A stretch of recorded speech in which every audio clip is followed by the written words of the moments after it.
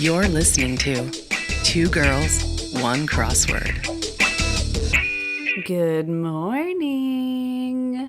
Coming to you once again from the bedrooms of Chelsea and Grace. Just kidding. We're still in our recording spot, but yeah, we are recording early in the morning. I never record in a bedroom. I'm always recording in my living room. I need whoever watches on YouTube, I need them to know this is not my bedroom. This is a guest room that we didn't pay to have the walls painted. And this is just, we put extra decor and the walls are turquoise and it's not what we wanted, but. Is the ceiling also turquoise? No, it just, it goes in a little bit right there. Okay. Because I was going to say no. Because I feel like it's bold to do a ceiling color. Okay. Mm-hmm. And then to do a ceiling color that's the exact same color as all of the walls in the room, also bold. Especially if the color on the walls is in and of itself bold. It's like that Tiffany blue. I think this used to be a kid's room, but when we moved in here, we were telling our landlord, like, can we paint over some of the walls? And she's like, well, and I'm like, you can't act like that when your walls are painted turquoise and yellow. Yeah. Like, what do you think? People, like, enjoy this? Yeah. It's like, I can't decorate with this. Anyways. Yeah, I know. I can't go down that path again. But yes, you are listening to us. We're recording in the morning. Once again, if we have morning voices, that's why. But this is this is Two Girls, One Crossword, your favorite weekly Podword Crosscast. I'm Grace Topinka. And I'm Chelsea Rowan, coming to you from around the yawn. That stuck out of me. I apologize. Yeah, it's early morning. You know, I got my tea and I got my water. And it actually feels nice to have like a tea when I'm recording because Grace and I used to drink tea like when we were recording way eons ago when we used to record in person together. We'd always have our tea and then we'd shuffle our way down to the recording booth. And it's nice. The tea really wets your throat, makes it easy to gab. It does. It's true. Except mine has milk in it, so we'll see how. Oh God. See how good my throat sounds. Chelsea, every time just a moment. Chelsea has dairy, she's always like, sorry, I'm going to be phlegmy today because I've had dairy. It's like, why do you keep eating dairy before you record? I know. Well, listen, most things have dairy. That's true. Right? Most good things, at least. That's exactly what I'm saying. Let's just change the subject and move into our Pollapalooza. Okay. Which, by the way, we actually did something that we said we were going to do, which I feel like we always say, like, we should do this, and then we never do it. We said we were going to watch the Powerpuff Girls, and we did watch the first couple episodes of the first season. It was so cute and amazing. It was amazing. It took a lot to get us to that moment of watching the Powerpuff Girls. Let's just say it was a lot of shuffling of which streaming service has Powerpuff Girls, and can we access that using piecemeal parents' logins. Yes, we were able to do it finally, but make it work. It was not easy. It was probably like an hour of figuring it out and for literally an hour of watching Powerpuff Girls. It was worth it. It was very cute. It was. That brings me to our Twitter poll because we asked our Twitter followers, who's your favorite Powerpuff Girl? Obviously choosing between Bubbles, Blossom, and Buttercup. And it was a tie. All the way around. It was a perfect tie. Granted, we didn't have that many votes for this one, so why aren't you voting in our polls, listeners? But, yeah, it's a tie, so I don't know. I mean, people voted for Blossom. I'm shocked, honestly. That really is.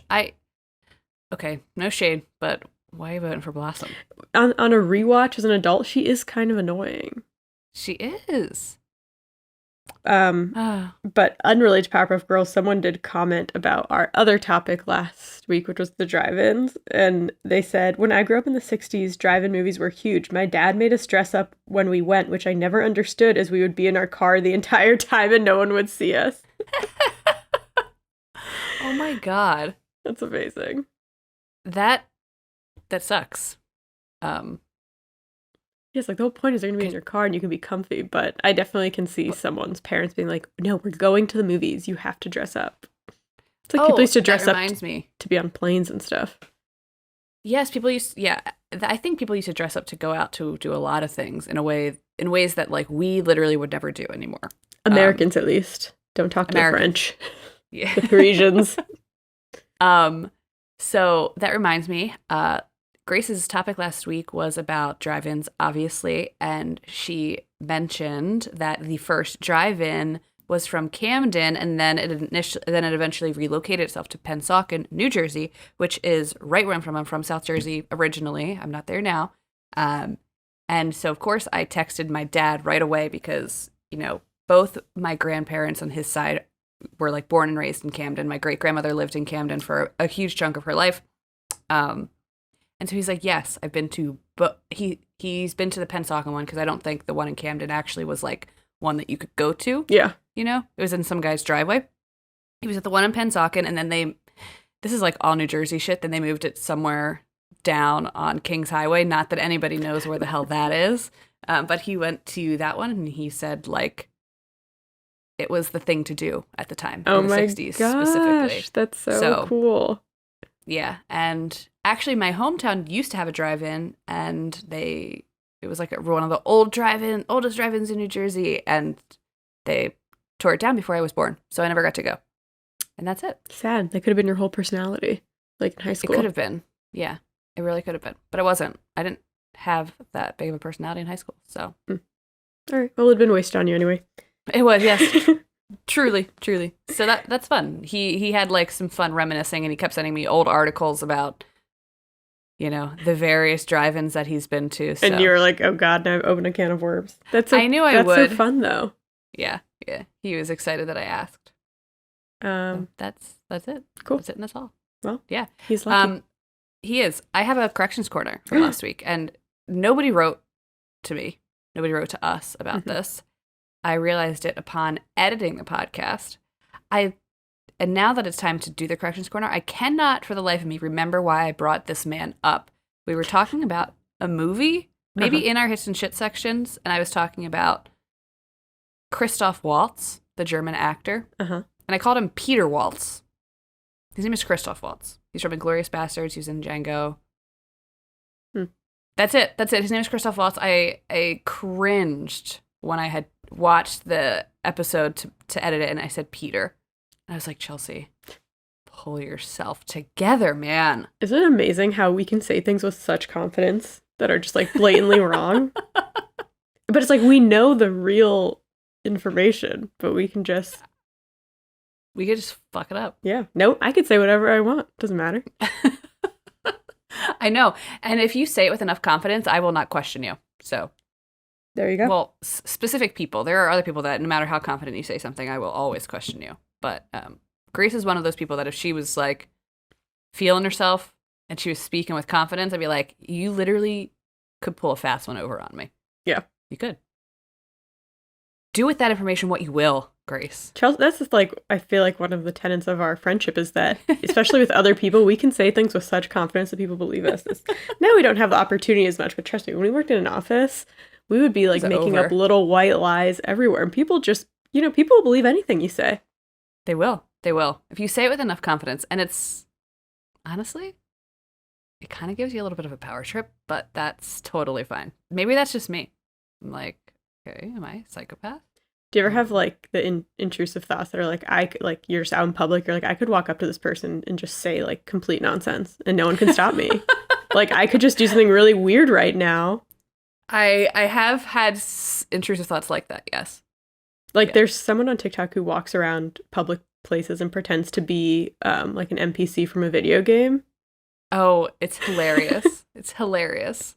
Or the people that like, we like, hey, I need to record this for my class. Can you record me, please? And you'll have people record them doing and saying the weirdest things. It's great. It's amazing. Humans are amazing. Shall we get into our heights and shites? Let's do the heights and shites. Well, I can start us off with the Sunday Washington Post by Evan Bernholz, October 16th. Okay. The name of the puzzle was Set Pieces, and that has to do with the theme, and I liked the theme, so I'll just read it. The theme went like this. It would be 22 across, Mercury, Venus, Earth, ... and the answer was World Series. 38 across, Washington, Adams, Jefferson, ... Executive Order. 43 across, Cerulean, Denim, Ultramarine, ... Blue Streak. So good. 62 across, Aspiration, Hope, Wish, Dream Sequence. Nice. 79 across, weakling, wimp, wuss, chicken run. 87 across, emo, grunge, metal, rock collection. I love it. It's so good. 105 across, general, lieutenant, general, major, general, whatever. Command line. It's good. I liked this theme a lot. Yeah. And then there were some clues I liked. 99 down, feedback for a spelunker was echo. Nice. And then 115 across, welcome to Dead House author, Stein. I love to see R.L. Stein. You'd love to see it. Lucky I didn't do a thing on him because I do love him. And I just watched Goosebumps too. Which he has a cameo in. Both the Does he? first Goosebumps and the second Goosebumps, and he's so adorable. Oh. And then 20 across, blank ID, tool that lets you customize your own cookies. Of course it's Oreo. Like anytime you see a cookie clue, it's probably Oreo. But what is Oreo ID? I liked that. So I could be like, I need to go back and check on this. I can create my own cookie, like the way I can customize a Converse, you know? Like, yeah, Taste. You're giving me too much power with that. Yeah. No one wants that. I also liked from this puzzle, just because, throw out a shout out to Chicago, 72 across, like the Willis Tower. And the answer was tall. I just like fun clues like that because, tall is just a simple word that sometimes you have to throw in the puzzle. And then the fun comes in the cluing, and that's why crossword constructors are needed in this world. Pay them more. Mm-hmm. And I also liked 53 across. She gets ahead in a Strauss opera. And depending on how you read it and like with stressors, it's like she gets ahead, like moves forward, but she gets ahead in a Strauss opera because it's Salome. She literally does cut off, I think it's John the Baptist's head, which all the art renditions of this exact moment are truly amazing. I'll have to show you some, Grace. I feel like I might have shown you some in the past, but they're amazing and it's like show very me much girl some power. again. Yeah. Yes, thanks, Evan, for yet again another wonderful puzzle. Yet again. I'm going to take us to the Friday, October 14th New Yorker by Kira Wilson and Sophia Maymudes. The theme of this one was fun, too. So the theme of this puzzle is centered around a financial theory, like an economic theory, that I don't fucking understand at all. But the rest of the theme is a lot of fun. So the theme was called At the Watering Hole, or the puzzle was called At the Watering Hole, and the theme is based around the revealer of At 35 Across. Keynesian term for emotional factors that affect financial decision-making, or an apt description of 1824, 50, and 57 across. And the answer is animal spirits. So animal spirits is a term that describes how people arrive at financial decisions, and I tried to read a little bit more about that, and I don't get it, but the point is that the answers to the themed clues combine animals and alcoholic spirits. For example, 18 across, lager plus hard cider is a snake bite. Like that's the name of a cocktail, which is fun. I feel like you might like a snake bite.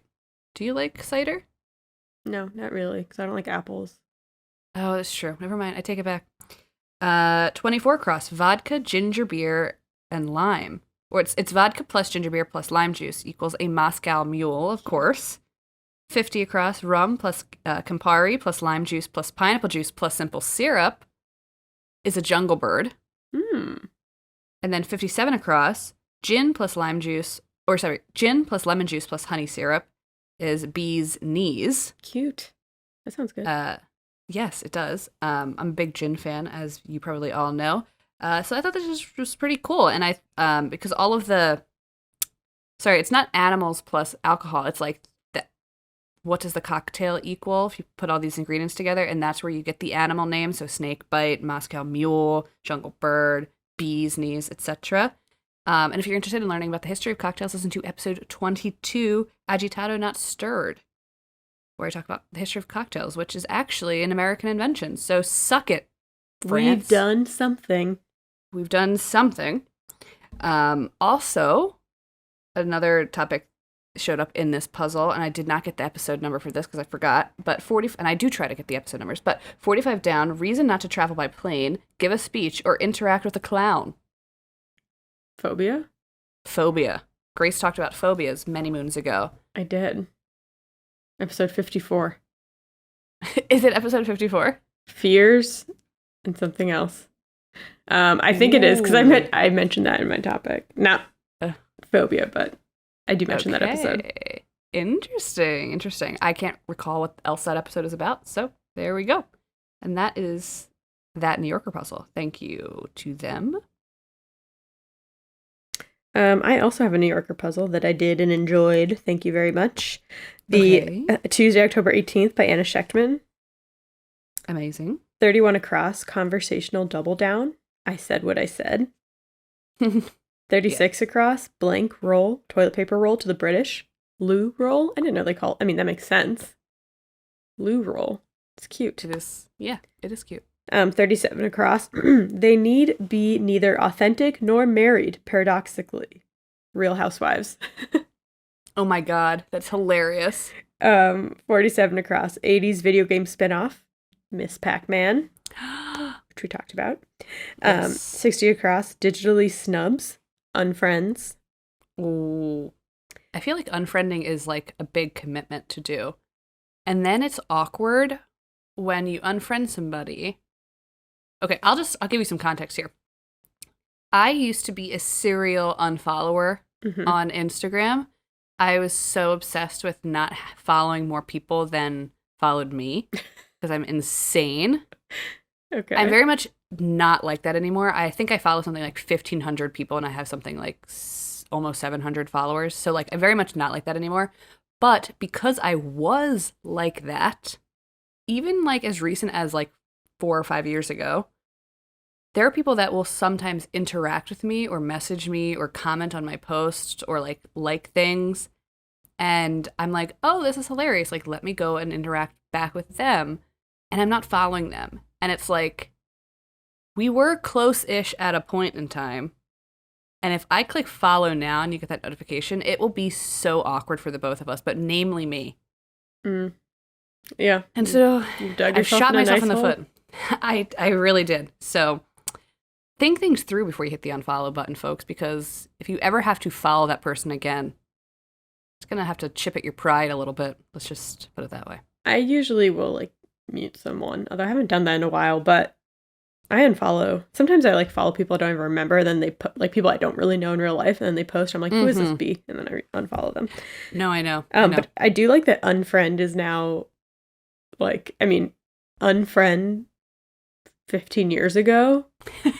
You're like, what does that mean? Or I mean, you can like kind of deduce what it means, but it's like a true verb now. Yeah. Yeah, it didn't have a practical use like 15, 20 years ago. And now it's very much like in the lexicon. You gotta love it. Words are crazy. Words. 54 across, incredulous words during a breakup. So that's it. It's over. Oh, yeah. 39 down. It may be revealed during the national anthem. Hat hair. That's so good. That's so good. Yeah, that was my last one for that one, but did make me giggle. I'll stick with the New Yorker. I'm going to take us to the Monday, October 17th, New Yorker by Natan Last, 19 across, to go with some of the really good quote clues from your puzzle that you just did. 19 across is, quote, do you not trust me, end quote? And the answer is, would I lie? Question mark. Yes, you would. Yeah. As we've just gone over, I would in fact lie for fun. 24 across, slogan that thought to have originated in a 1991 zine by the punk band Bikini Kill. And the answer is girl power, which I had no effing clue. That's so cool. There was a Spice Girls. Just kidding. I know they didn't start it, but exactly. But yeah, I listened to plenty Bikini Kill in my day, and I don't anymore. I just don't listen to punk rock anymore. It's just, I'm just not that kind of girl power girl anymore. No, I'm just kidding. I don't know. It's been a while. You don't have to explain yourself. I've never listened to punk rock. Thank you.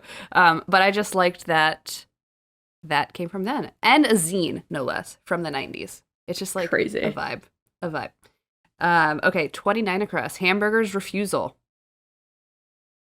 I don't know. 9. Oh, okay. I was like, hamburger. Like, all I Yeah. could think about was a sandwich. Sorry, Germany. And then 7 down, dandies.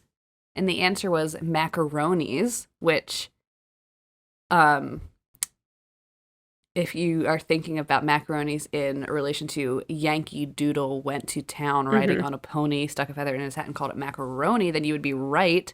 So the reason I put this in here is because I had seen a TikTok about this recently talking about how Yankee Doodle Dandy was a song that the British used to sing to make fun of men's fashion in the United States, like the colonies specifically. And dandy and macaroni are words that are kind of like adjacent to like queer men in particular. Like to describe a dandy is to describe somebody who dresses in a very high fashion or takes themselves extremely seriously in terms of fashion in a way that, depending on who you're talking to, could be more effeminate than masculine. Let's just put it that way. And a macaroni is a type of wig that these dandies would have worn.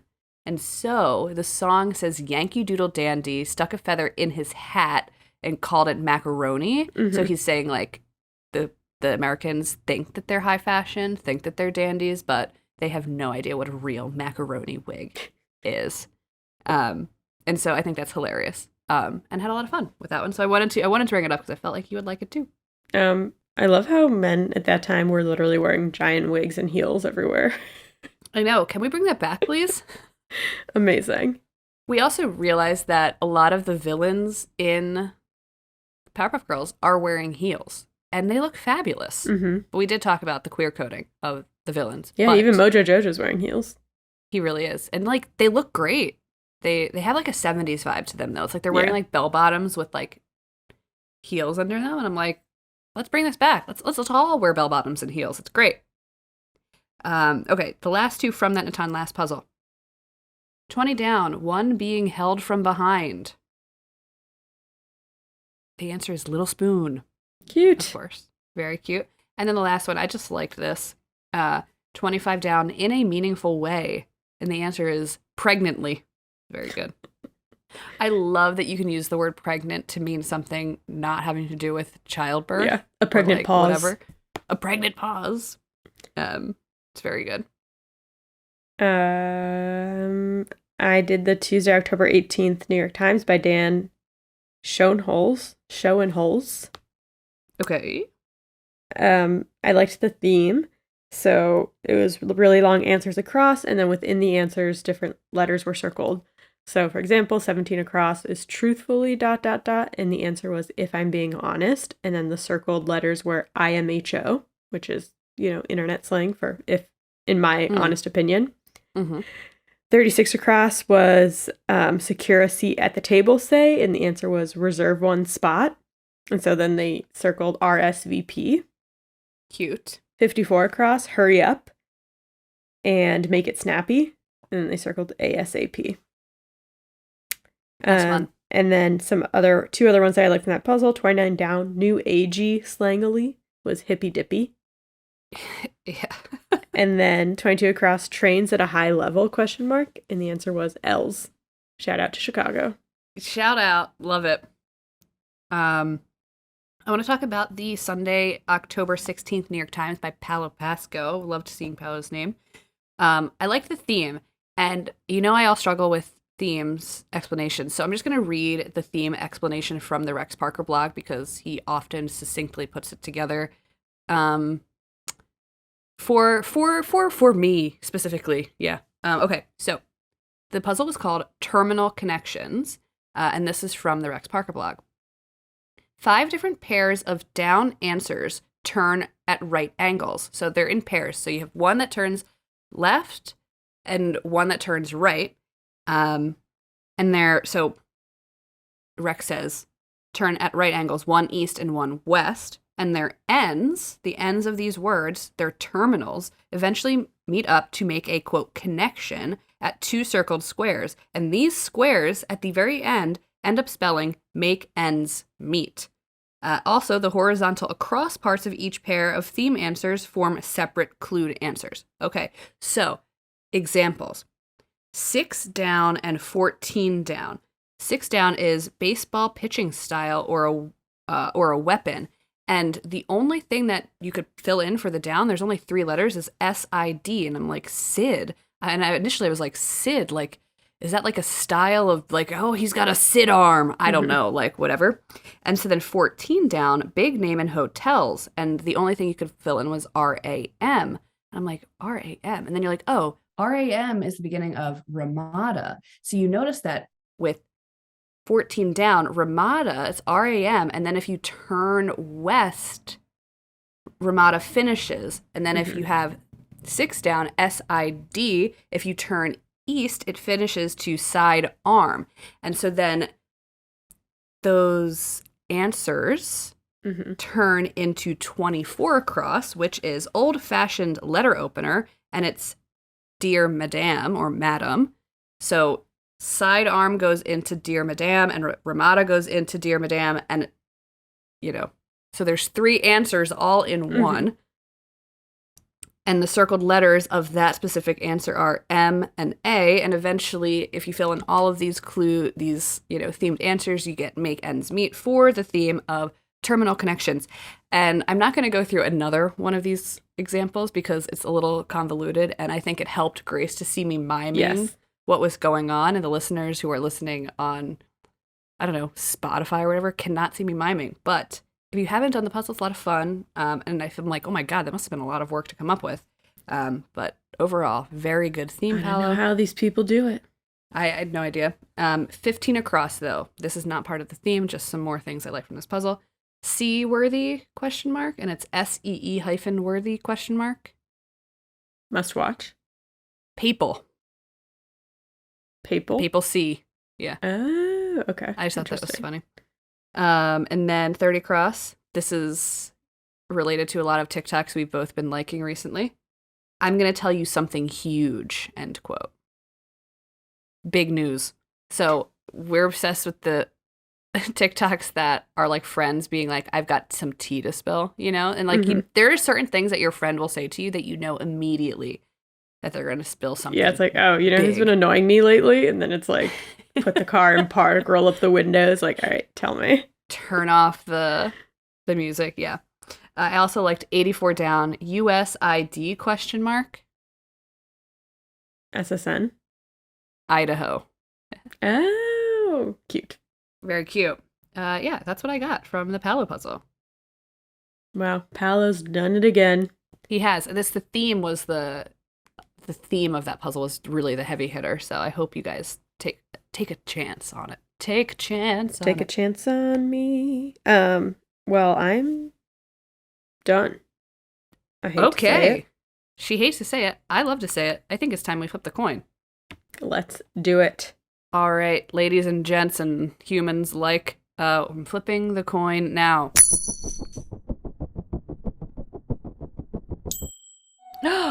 It's tails. Me? Little old me? Wow. Okay. All right, I wasn't expecting this. My theme comes from the October 19th USA Today puzzle by Zaushim Bernickel. Okay, USA Today making an appearance. I love it. I know. 27 across. It's burned in Kodo ceremonies. And the answer is incense. Okay. So I'm going to talk about Kodo, aka the Japanese art of incense listening. Very cool. Before I get started, I got most of my information from an article on the Culture Trip called Kodo, the Japanese Art of Incense Listening by Lucy Damon.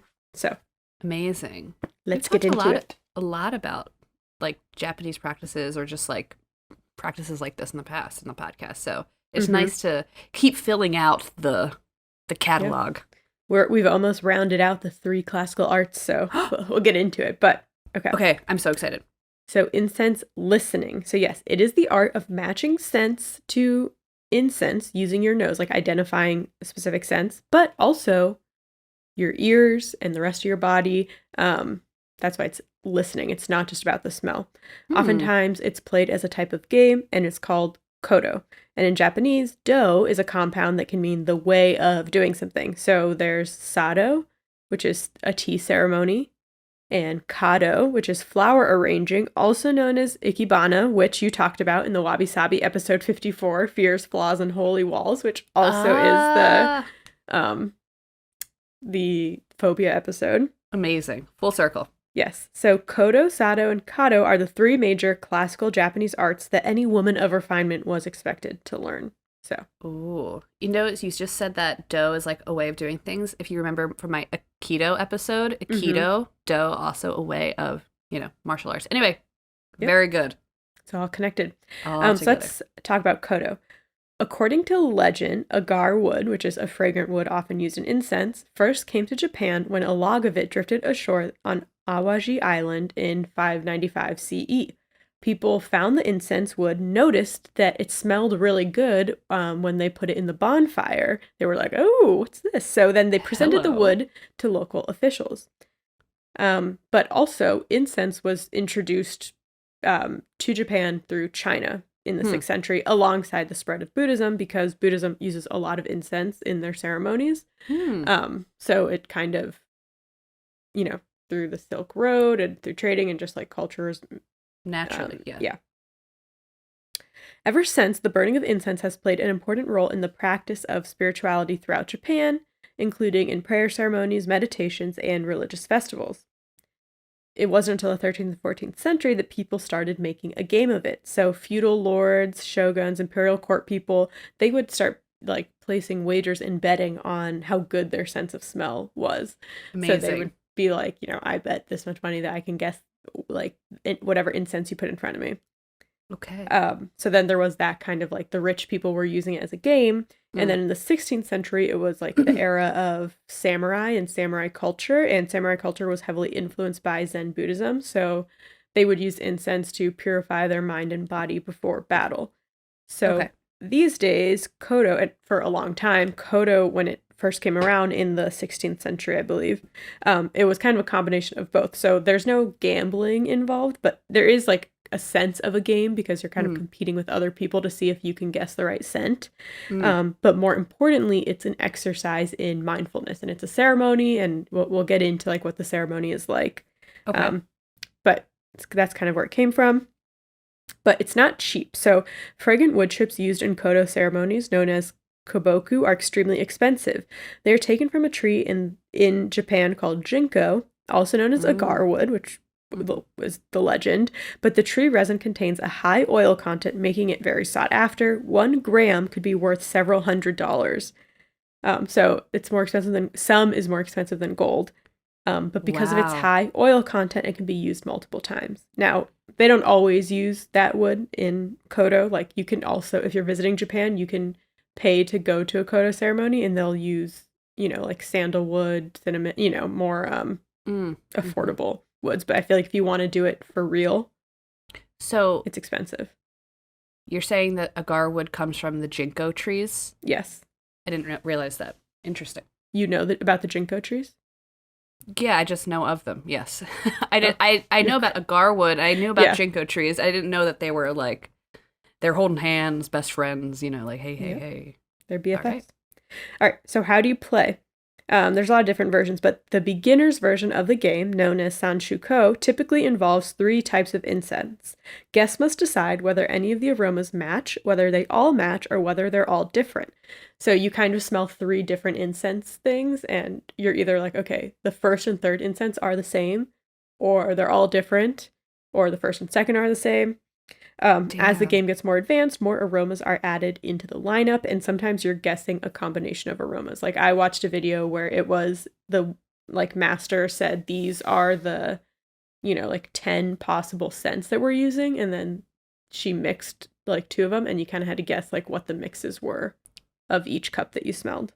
And I mean, I've probably never smelled like a true Japanese incense ceremony, like let's just be real here, but when I have come in contact with incense in the US, whether it's at a hippy-dippy new age store or, someone's burning it in their house, I've always found that incense can be incredibly overstimulating to the senses, especially the sense of smell, to a point where, like, it's like when somebody wears too much perfume sometimes. I've never had a good relationship with incense, and maybe it's because it's cheaper incense that I'm interacting with. So I can't imagine like how much you're smelling and how confusing it could get. And like sometimes when I'm in a room that's filled with incense, I can feel like kind of muddle headed in a way. So like I can't even imagine how they would be able to do multiple rounds and then get to like one where they're like mixing scents. That's insane to me. It's insane. Well, I'm not sure how strong the scent is the way they do it. Because I kind of talk about like how you smell it, but I wonder if it's not as intense. Right. Yeah. Maybe as like the incense on that you see here often, which is like the stick, and they light the end of the stick and it kind of like smokes and burns. Right. And that can be extremely intense. Yeah. And I always find that they all smell exactly the same regardless of what they say they smell like. But hey, if you know anything about incense, feel free to write to me. I'm willing to learn. Well, Nei Henri is an incense listening expert who runs ceremonies in Kyoto. She says, quote, "Try and match the smell to a taste, whether you're finding a sweetness or catching hints of sour or bitterness, or even smells reminiscent of miso." By the way, ceremony masters like Nei Henri must go through training and complete a series of tests to be able to hold ceremonies. But like I said before, it's not just smelling, it's listening. The article says, quote, "Listen to what the incense is trying to tell you by allowing the fragrance to envelop your senses, to let the aroma linger in your mind and your body." So it's really like a full body experience. That's why it's called listening. We all know about the power of smell, right? Like how a certain smell can literally transport you back to like my grandma's house when I was 10. Yeah. You know? It can be so evocative. Yeah. Or sometimes you smell something, you're like, oh my God, that's like a perfume or cologne that this other person I know used to wear. And it's just like, you don't even know that you know that smell until you smell it again and it hits you. So Kodo is kind of taking it up a notch and using the power of smell to transport people to like a different spiritual plane. It makes sense too. The expert you just mentioned talks about how it's like a full body experience. And I wonder if what I'm experiencing is going to a different plane whenever I smell incense. Could be. All right, so what happens in a ceremony? Like tea ceremonies, they are done in complete silence. Guests are given a piece of paper and a pen with which to write their guesses, and then all the guests you're all seated on the floor, kind of in a circle shape, and you write your name on your sheet, and then the ceremony begins. So the ceremony master prepares the first aroma in the Kodo cup filled with white ash. So it's a cup. There's a piece of smoldering charcoal inside white ash, and then above the ash, above the charcoal, the master will make a tiny hole in the ash. This allows the heat from the charcoal to rise. And then there is a like really thin plate, a mica plate that sits on top of this cup, and the incense is on top of the plate. So the incense is not directly burned. It's like underneath charcoal is burned, inside ash. There's a tiny hole that the like heat comes out of, and then it heats this plate and it heats the incense. So they say that's a much more like it's better for the integrity of the aroma to burn it that way. So I wonder if it'd be much more chill. Yeah. Smelling. It's kind of like a wax warmer type thing. So the first cup is then passed to the guest seated on the master's left side, a position typically reserved for the guest of honor, even though another article I read said it was on the right side. So I don't know. I'm just going to go with this one article that said it's on the left side. Got it. The guest picks up the cup with their right hand. They put it in their left palm, and then you kind of use your right hand to make like a little hole, like you close your index finger and your thumb. So there's only a tiny hole. You put that over the cup. So you're just like basically inhaling through a tiny hole in your hand, like over the cup, like a funnel. You inhale the scent 3 times using all of your senses before exhaling to the left. And then you pass the cup to the person on your left. These steps are then followed for the next 2 aromas. Once done, the guests write down their answers following a geometric code system. So I was like looking at some of the examples of this. You don't just like write down like sandalwood. It's like you write down like, 3 lines or like 2 lines for this scent. And if you think that it's a mix, you like connect lines at the top. And if you don't, then you don't connect them. It's like, it's really cool to see them all written out. Cool. After everyone has finished, the papers are handed over to the ceremony master, who compares the answers and announces the winner. Sometimes the winner comes up to the master, and then everyone claps for them. Other times it's a subtle, it's as subtle as like a nod in the winner's direction. Wow. Okay. The fragrances of Kodo are divided into Rikoku Gomi, translated to 6 countries, 5 tastes. So the 6 countries each have their own taste. One country doesn't have a taste. That's why there's only 5. So they are Vietnam is bitter, Thailand is sweet, Malaysia has no scent. Then there's a fragrance that's from an unknown origin. It was from traders from Portugal, like back in the day, but they don't know where it came from. And that taste or scent is salty. India is hot and Sumatra is sour. Becoming able to break down any given fragrance into these different elements takes years of experience and a very refined sense of smell. Kind of reminds me of the sommeliers. Yeah, exactly. What's the benefit of doing this? Since the Muromachi period, which was from like the 1300s to the 1500s, Kodo is said to have 10 physical and psychological benefits or virtues. They are: sharpens the senses, purifies the mind and body, removes mental or spiritual pollutants, promotes alertness, heals feelings of loneliness, creates a feeling of harmony even under stress, even in abundance is not overwhelming, so maybe it is different than the incense you're smelling, satisfies even in small quantities, does not decay even over centuries, and does no harm even if used every day. So that's Kodo. But it's kind of a little bit of a short topic for me. And there was another topic that I looked into from this puzzle. So I have like a little bonus fun fact. Okay. I'm not going to go that much into it, but okay. So one of the before you go on, I want to say one thing about scent. Yes, please do. Do you think that you have a relatively good sense of smell? No, not really. Okay. I mean, I feel like I used to. I think I've like lost my scent as I've gotten older. Okay. So I have always felt that I have a relatively good sense of smell. And when you meet somebody and you're like, oh my God, do you smell that? And they can't smell it. I just feel like, what do you mean you can't smell that? I wonder, like, if you did this kind of training and you like unlocked your senses to like the next level, would it be overwhelming? Would it be like shooting yourself in the foot? I mean, going off of like the strengths you just, went through, like it doesn't seem like it. But I just imagine like I smell things so intensely that like if I were to unlock my senses further, would it be just too overwhelming for me? Would I become like too powerful and like I'd be able to smell literally every single thing? That's just a personal qualm. Maybe. I feel like I used to have a better scent, but I honestly feel like I have allergies. That's why I make that horrible noise when I scratch my throat. But that only came around in the last couple of years. And I feel like that affects everything. Ooh, interesting. Listeners, let us know if you have a very good sense of smell and whether you think it is a blessing or a curse, because it can be both.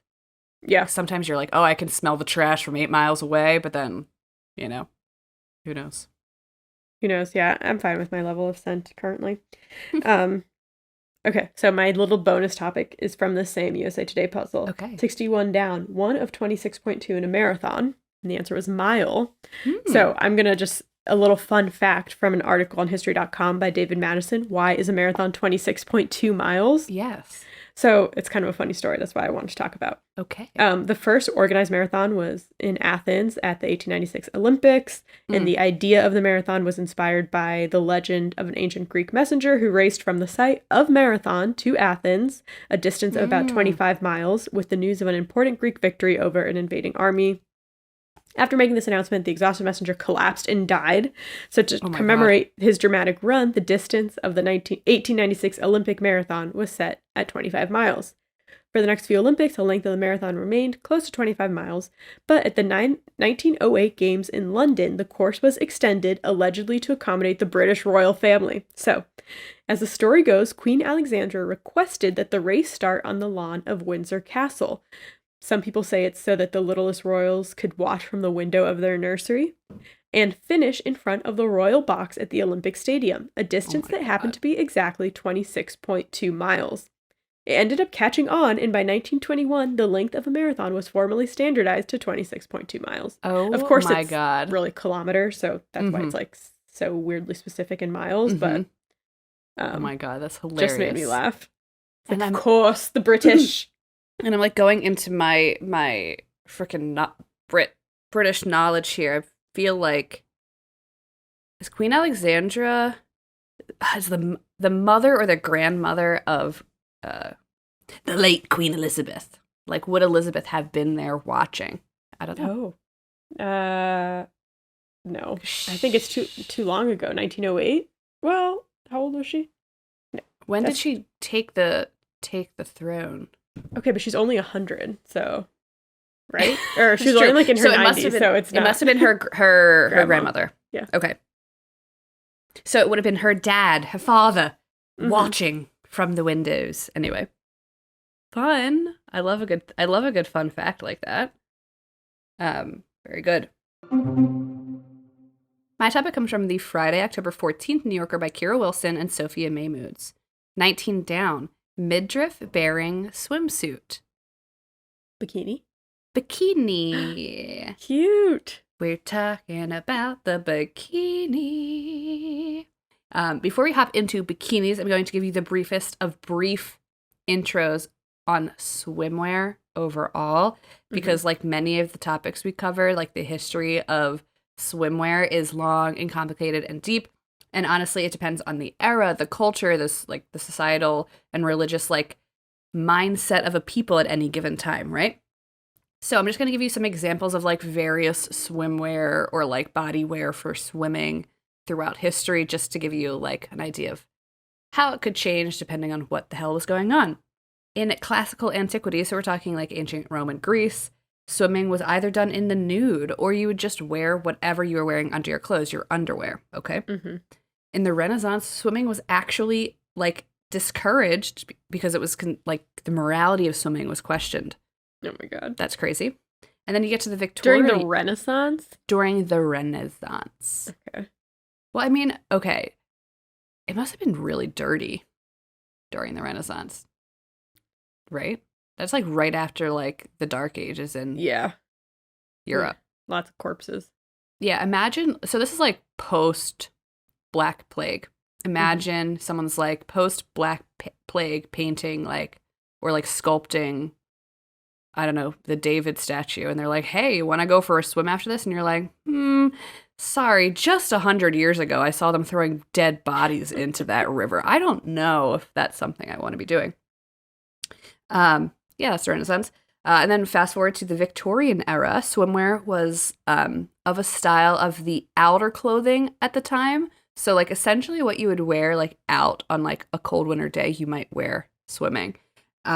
And as you can imagine, this would be extremely cumbersome and dangerous, specifically for women, to wear all of their skirts, their petticoats, all of this, like buttoned up, sleeves, capes, everything, into any sort of body of water.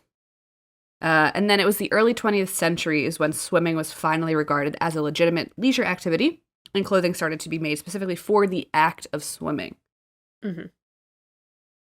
So that's just like a very brief intro to swimwear. Can get a little complicated, but we're going to jump ahead in time, specifically the swimwear timeline to Paris, 1946. We're talking about the French again today, folks. Ugh, we love the French lately. Yes, we do. A lot of my information comes from from an article on the Washington Post by Steve Hendricks called "A Scandalous Two-Piece History of the Bikini."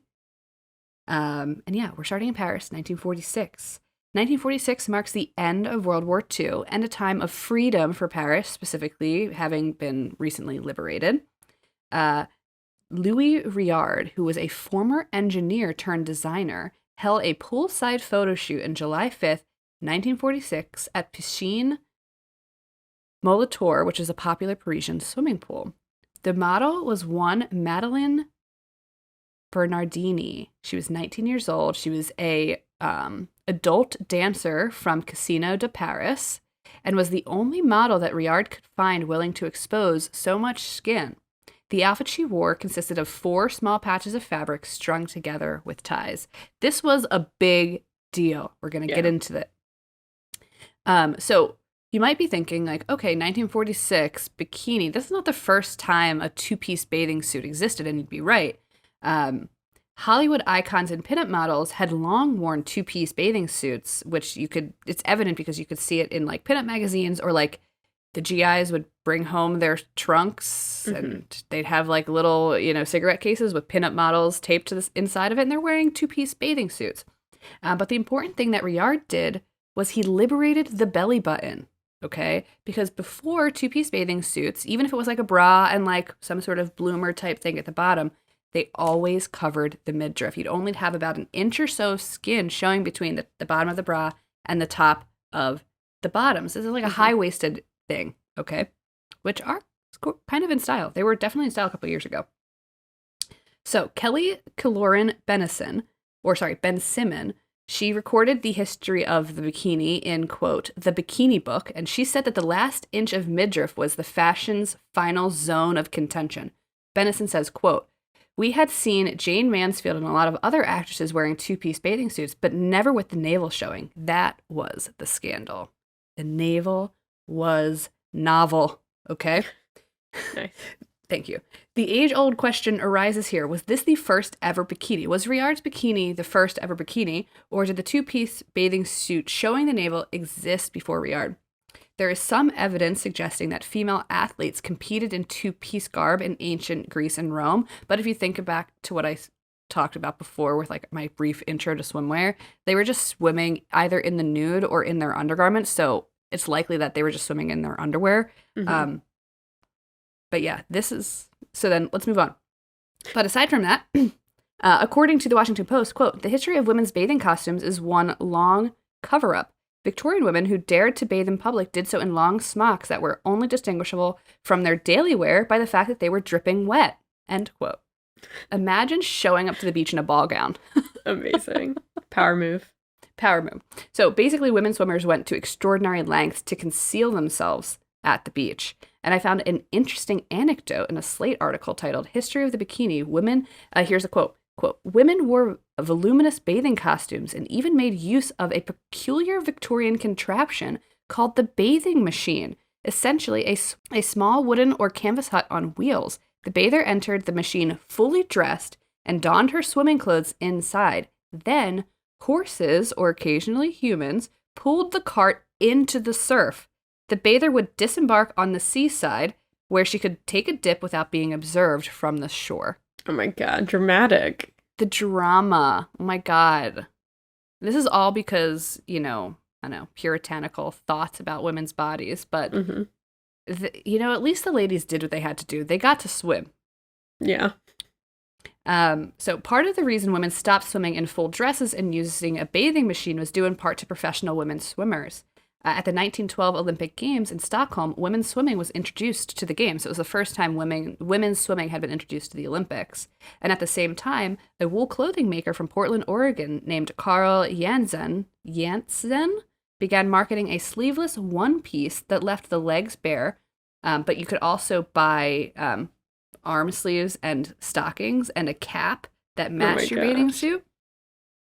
And of course, the invention of rayon and other synthetic fabrics made for more comfortable and form-fitting swimsuits. This is all happening around the same time. So it was around like early 1900s that women started transitioning out of like full dresses and into like, the traditional like wool bathing suits that you could see from like early advertisements from the 1900s. And then in the 40s, it wasn't at all odd to see movie stars and women athletes sporting 2-piece bathing suits that showed skin above the belly button and their abs.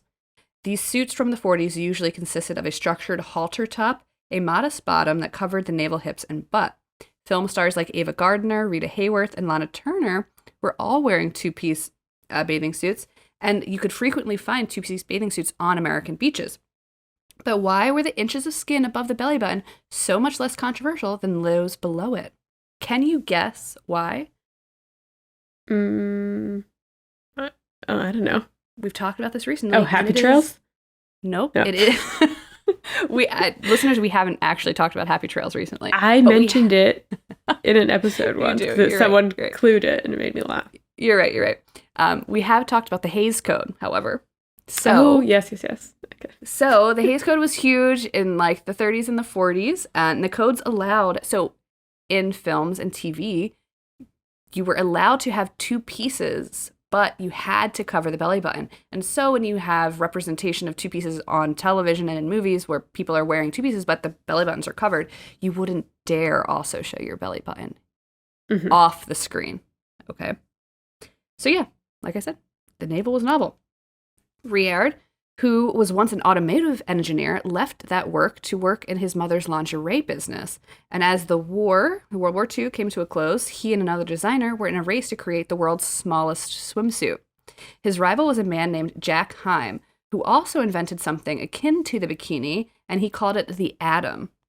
It was a two-piece bathing suit consisting of a ruffled bra and bloomers, and it actually was available on the market since 1932, but no one was ready to show their midriff or their belly button in 1932. So, in 1946, he relaunched it and called the world's smallest swimsuit. However, then Riard launched his bikini and called it smaller than the world's smallest swimsuit because it was. Cute. I love it. Riard's design was basically a bra top and of two inverted triangles of cloth connected by string made out of 30 inches of fabric total.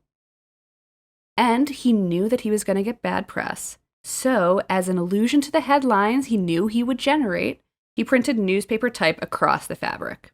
You can actually look up the photo shoot. The model looks amazing. The swimsuit is like, you know, it's a swimsuit that anybody would wear nowadays. It's even potentially a little modest considering what you may find on beaches in the US now, like thong bikinis are a thing now. Anyway, so you may be wondering, why did Riard call the bikini the bikini? He actually named it after a group of remote islands called the Bikini Atoll, which days prior to Riard launching his bikini, the US actually did atomic testing on the Bikini Atoll island. So the name was in the headlines, right? And it's not hard to make the jump that atomic testing on the Bikini Atoll and his competitor Jack Heim's bikini or bathing suit was called the Atom, and so Riard called his bikini the bikini because, you know, it was related to the atomic testing. And also at this time, because atomic testing was so like prevalent during this time, women, especially fierce women, were always referred to as atomic, or anything like big and powerful was called atomic, and usually women, so atomic or bombshell. And so it was natural for Riard to make this kind of like leap and connect bikini to his fabric, his 30 inches of fabric or whatever. Interesting. So what happened after Riard premiered his bikini? The bikini was more of a sensation than a success, at least at first. He did build his own business around the design, and some photographers and models dared to use the bikini in photo shoots, but it was slow to break in through the modesty barriers in both Europe and the US. I don't know if you are familiar with this, but there were like lots of modesty rules and laws in various cities and, you know, countries at large. Like if you were on the shore, if you were like down the Jersey Shore and like in Atlantic City in like the 20s, and you showed like too much of your leg at the beach, the modesty police would come and like fine you. Things like that were happening all over the world. And so now you got the bikini, and people are like trying to transition out of like their full cotton like one-piece swimsuits into a bikini, or like their two pieces that don't show the navel. And the modesty police are like, you're done. Probably this is my favorite fun fact. So Riard kept the bikini mystique alive in advertisements by declaring that a two-piece suit wasn't a genuine bikini, quote, unless it could be pulled through a wedding ring, end quote. Amazing. Insane. It's insane. And I truly, like, a string bikini has such little fabric that, like, you really probably could pull it through a wedding ring. So as you can imagine, the bikini was both condemned and banned in many places. For example, Spain and Italy passed measures prohibiting bikinis on public beaches. So it was a rough start. Rich. Yeah. Now you don't have to wear anything on a public beach in Spain or I know, Italy, I'm assuming. And I found a fun fact that in Barcelona, it was like in 2017, maybe something like that. They've actually reintroduced a bikini ban, but the ban is only if you're walking around the streets. You can wear a bikini on the beach, but you cannot walk around in a bikini on the streets. You have to be in real clothes. Amazing. Yes. So it was celebrities that finally brought the bikini into the mainstream, starting with none other than Brigitte Bardot.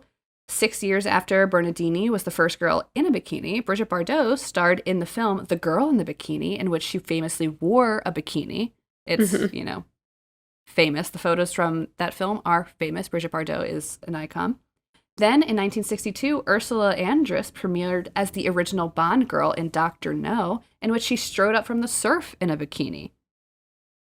But it wasn't, so like this kind of like swept Europe by storm, and like, vacationing at the French Riviera at this time, like in the 50s, like throughout the 50s, you would see bikinis all over the place. But it wasn't until the 60s in the US that the bikini became a success there.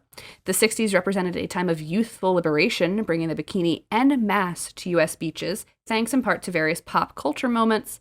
Brian Hyland released Itsy Bitsy Teeny Weeny Yellow Polka Dot Bikini in 1960.